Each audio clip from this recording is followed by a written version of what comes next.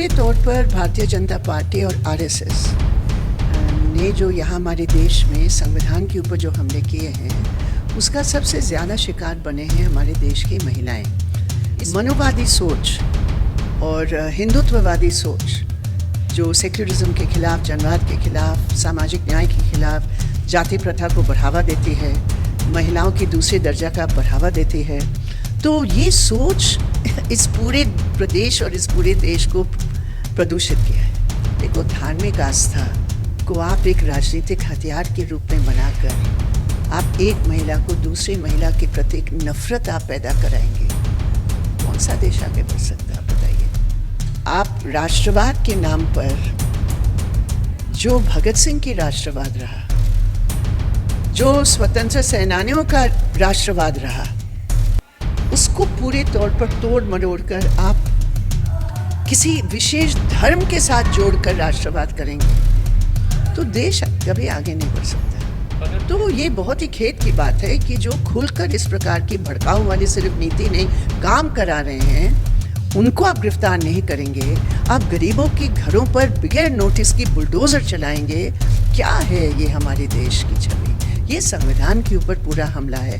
जो झुग्गी को तोड़ा गया, वो झुग्गीवासी जो रो रहे हैं, उनके आंसू संविधान की धज्जियां जो उड़ाए जा रहे हैं, उसके लिए है। मैम, आज का जो प्रोग्राम है उसमें हेडलाइन दी गई है बीजेपी हटाओ, आरएसएस हटाओ। क्या उद्देश्य है इसका, क्या मतलब है?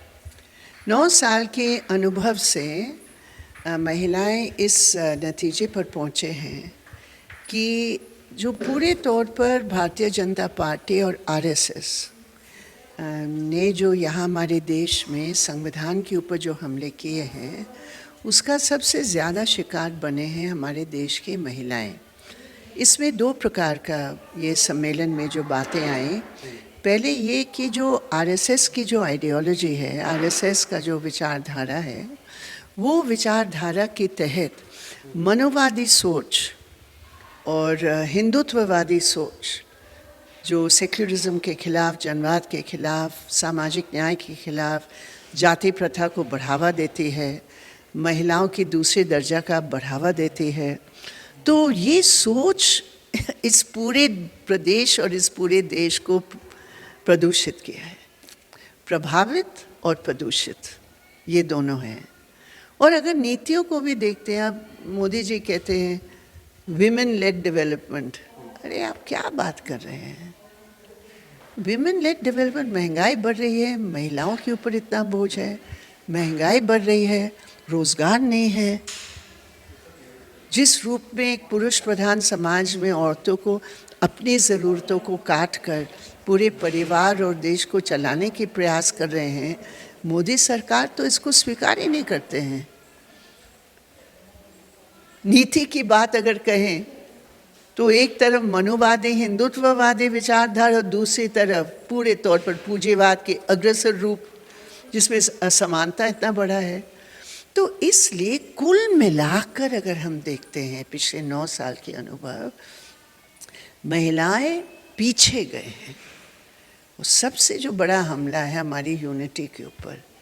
देखो, धार्मिक आस्था को आप एक राजनीतिक हथियार के रूप में बनाकर आप एक महिला को दूसरी महिला के प्रति एक नफरत आप पैदा कराएंगे।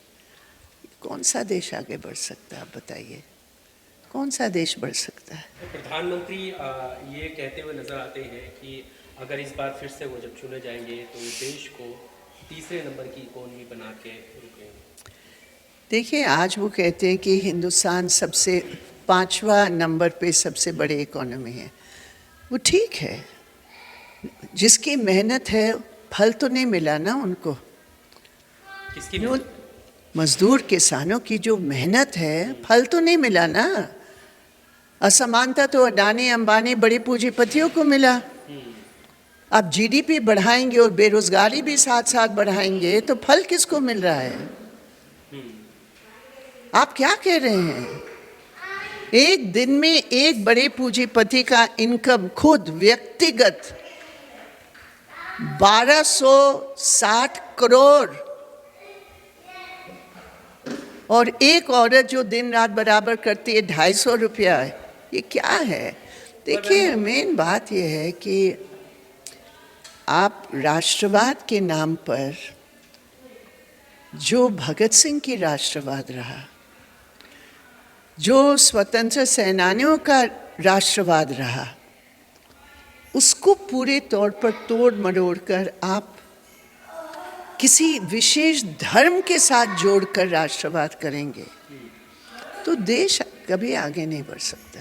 पर मैम, ऐसे में एक ज़रूरी सवाल ये भी है कि इसी देश में जो बहुसंख्यक है वो अपने आप को असुरक्षित महसूस कर रहा है, हिंदू धर्म को खतरा है, इस तरीके के स्लोगन। दूसरी तरफ जो अल्पसंख्यक है वो भी अपने आप को असुरक्षित महसूस कर रहा है, मुसलमान सुरक्षित नहीं है। तो ये जो चीज़ें हैं ये कैसे ये तो बनावटी है। कौन सा हिंदू धर्म का मजदूर समझता है कि मेरा धर्म खतरे में है? वो समझता है मेरे परिवार खतरे में है क्योंकि महंगाई की बोझ से मैं बर्दाश्त नहीं कर पा रहा हूँ। तो इसमें धर्म नहीं है, इसमें धर्म नहीं है, इसमें धर्म का कुछ लेना देना नहीं है।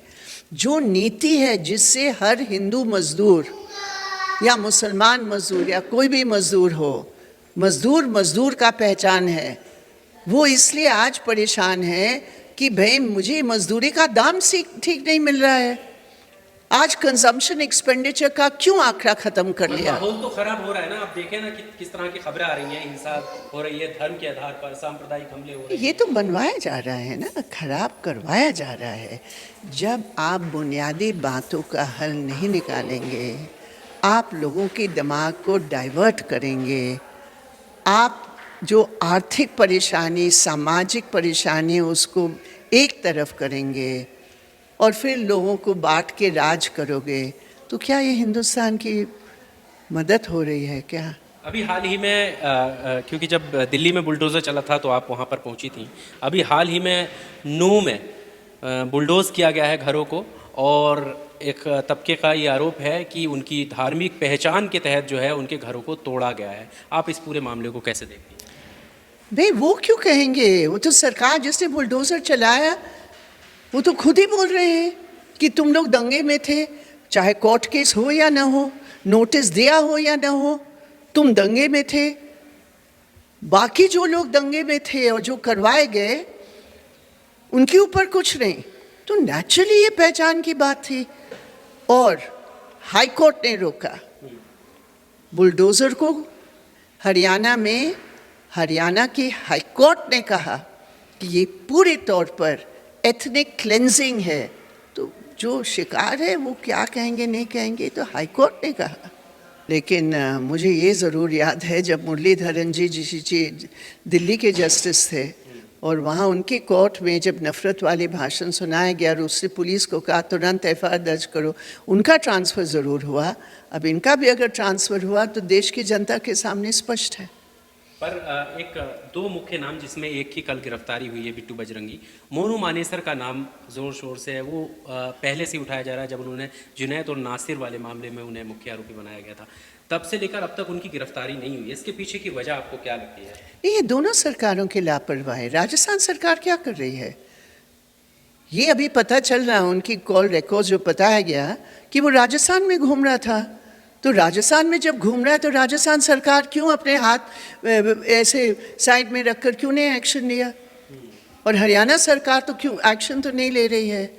तो ये बहुत ही खेद की बात है कि जो खुलकर इस प्रकार की भड़काऊ वाली सिर्फ नीति नहीं काम करा रहे हैं उनको आप गिरफ्तार नहीं करेंगे। आप गरीबों के घरों पर बगैर नोटिस की बुलडोज़र चलाएंगे।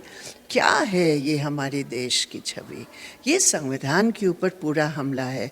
जो झुग्गी को तोड़ा गया, वो झुग्गीवासी जो रो रहे हैं उनके आंसू संविधान की धज्जियां जो उड़ाए जा रहे हैं उसके लिए है।